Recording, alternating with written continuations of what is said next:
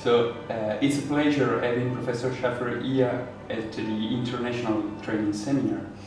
Professor Shaffer, you mentioned in your lecture the relationship between teen suicidality and depression. Is the suicidality part of the condition? Well, I think that the main message I was trying to get across is that we're used to thinking about suicide as a manifestation of depression.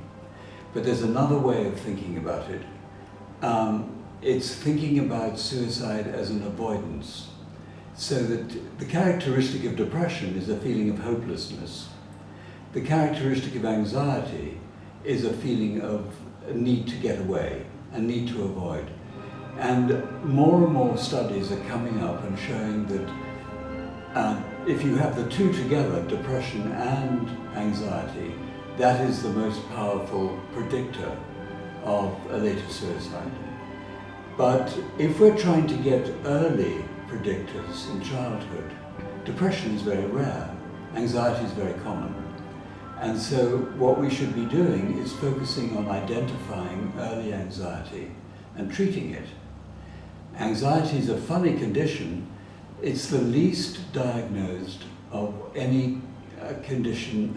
It's the least treated of any diagnosable condition in childhood.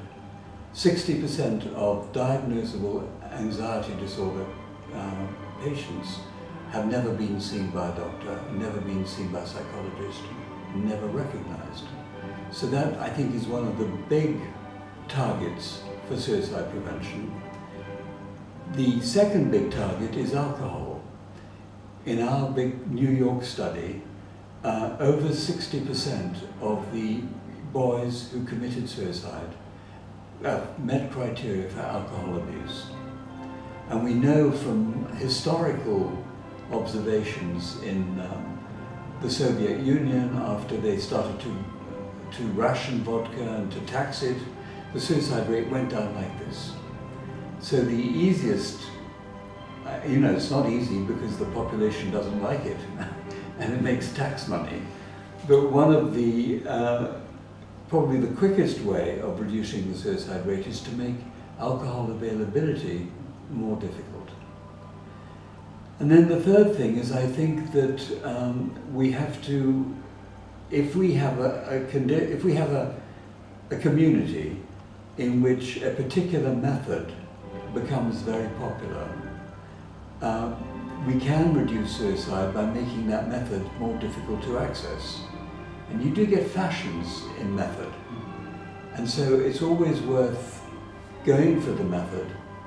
And many people have said, well, the method, if you don't make one method difficult, they'll find another. But it doesn't work like that, at least in adolescence. People think about suicide as a particular mode of doing something. And then I think I had a fourth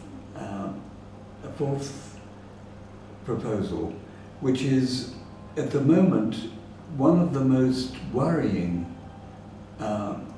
observations that have come out of recent research is that when you discontinue treatment or when you discharge a patient from hospital, that is the peak period for suicide. And we don't know why. There's not been much research on why, it's just observations that that is a very dangerous time.